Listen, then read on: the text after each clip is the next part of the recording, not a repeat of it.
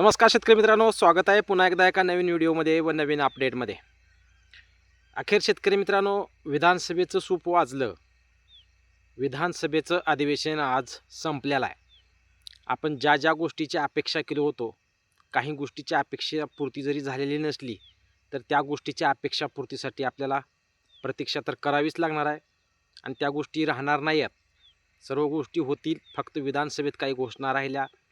परंतु सर्वात मोठी आनंदाची बातमी एक सांगण्याजोगी म्हणावी लागेल.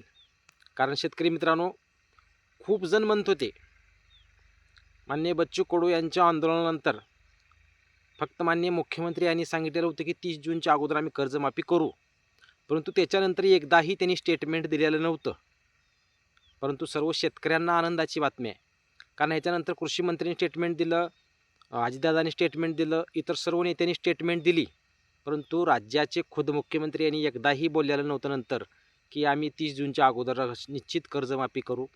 परंतु माननीय मुख्यमंत्र्यांनी इतर काही गोष्टीकडे जरी बगल दिलेली असली तरी आजच्या विधानसभेतली सर्वात मोठी आणि आनंदाची बातमी जर पाहायला गेली तर शेतकरी मित्रांनो, स्वतः राज्याच्या मुख्यमंत्री यांनी 1 जुलैच्या अगोदर आम्ही कर्जमाफी करू असं स्पष्ट संकेत दिलेले आहेत. त्यामुळं कुठेतरी सुटकेचा निश्वास सुटला आहे म्हणायला काय हरकत नाही आहे. कारण काही गोष्टी स्वतः मुख्यमंत्री बोलल्याशिवाय खऱ्या वाटत नाही आहेत. कारण त्यांच्या शब्दाला खूप महत्त्व आहे. इतर किती जरी मंत्र्यांनी जरी बोललं तर माननीय मुख्यमंत्री फडणवीस साहेबांच्या मनात जोपर्यंत येत नाही त्याशिवाय कुठल्याही गोष्टी घडत नाहीत असं सध्याच्या अनुभवावरून तर सर्व शेतकऱ्यांना कळतंय. जे होईल ते होईल, आम्हाला माहीत नाही आहे. परंतु आम्हाला फक्त बळीराजाला कर्जमाफी द्यावी हीच अपेक्षा सर्व शेतकऱ्यांची आहे. आणि या विधानसभेमध्ये अपेक्षा होती की माननीय मुख्यमंत्री याबाबत घोषणा करतील. परंतु स्वतः माननीय मुख्यमंत्री यांनी भाषणामध्ये स्पष्ट केले की 1 जुलैच्या अगोदर आम्ही कर्जमाफीबाबत निश्चित मोठा निर्णय घेऊ. त्यांनी हेही बोलताना सांगितलं की कर्जमाफीचा फायदा हा बँकांना होऊ नये, तो थेट शेतकऱ्यांना व्हावा. आता एक जर याच्यामध्ये थोडा विचार करायला गेला शेतकरी मित्रांनो, कर्जमाफीचा फायदा तर बँकाला होणारच. अशी कशी कर्जमाफी ते करणार आहेत याबाबत तर आपल्याला काय माहीत नाही.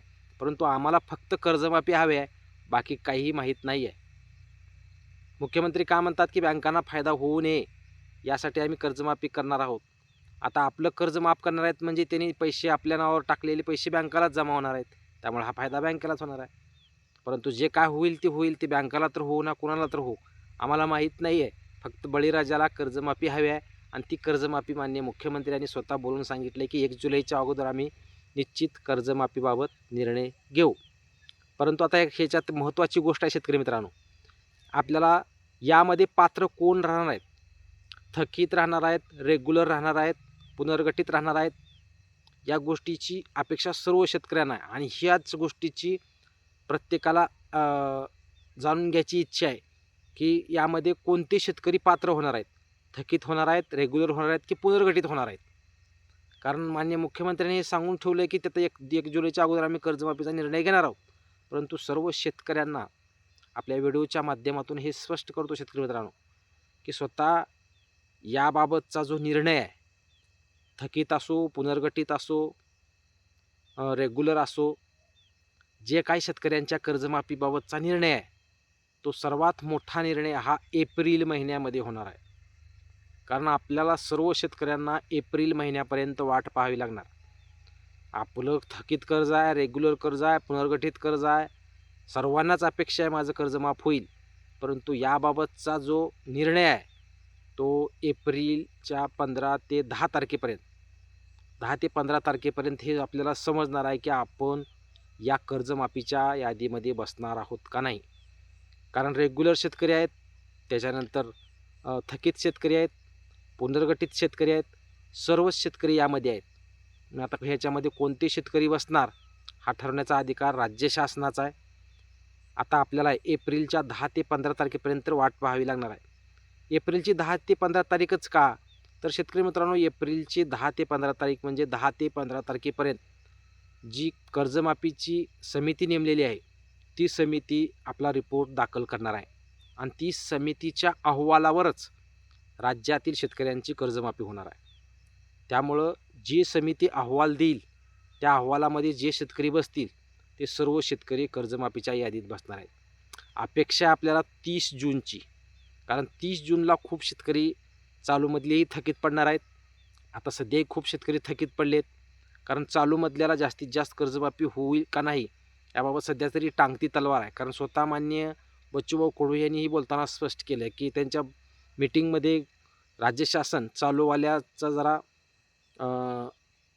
संशय घेतला जातोय. त्यापुढे माननीय बच्चू कडू यांनीही स्पष्ट केलं, जर 30 जूनच्या अगोदर कर्जमाफी सर्व शेतकऱ्यांची नाही झाली तर आम्ही 1 तारखेला चक्काजाम करू, रेल्वे बंद करू, असे स्पष्ट दिलेले आहेत. त्यामुळे त्याही गोष्टीची भीती कुठेतरी राज्य शासनाला असणारच, यात काय वाद नाही. त्यामुळं चालू असो, थकीत असो व पुनर्गठित असो, जे काही शेतकरी आहेत याबाबत योग्य तो निर्णय 10 ते 15 तारखेला एप्रिलच्या येऊ शकतो. त्यामुळं सर्व शेतकऱ्यांना, ज्या शेतकऱ्यांचं बँकेचं कर्ज आहे त्या शेतकऱ्यांना एक आनंदाची बातमी आहे. कुठेतरी 1 जुलैच्या अगोदर माननीय स्वतः मुख्यमंत्री यांनी स्पष्ट केलं की आम्ही कर्जमाफी करणार आहोत. त्यामुळे कुठेतरी खात्री पटली आहे की 1 जुलैच्या अगोदर सर्व शेतकऱ्यांना कर्जमाफी मिळेल. यामध्ये थकबाकीदार असो, रेग्युलर असो, पुनर्गठित असो, सर्व शेतकऱ्यांची कर्जमाफी व्हावं, समितीचा चांगला अहवाल यावा व सर्व शेतकऱ्यांना कर्जमाफी व्हावी ही अपेक्षा आहे. याबाबत अजूनही कुठली अपडेट आली लागलीच आपण चॅनलवर व्हिडिओ बनवू. व्हिडिओ आवडल्यास लाईक करा, जास्तीत जास्त शेतकऱ्यांपर्यंत हा व्हिडिओ शेअर करा व चॅनलला सबस्क्राईब करायला विसरू नका. धन्यवाद.